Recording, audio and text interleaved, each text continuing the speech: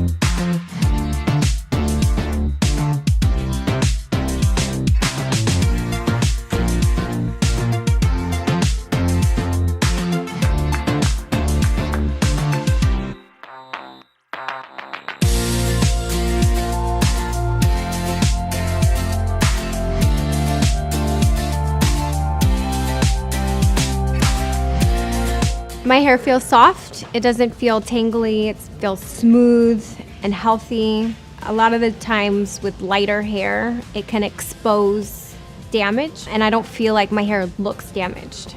I feel beautiful. So I'm putting a little bit of curl in her hair, so she has a little bit of bend to show off the highlights and some of the dimension that we put in.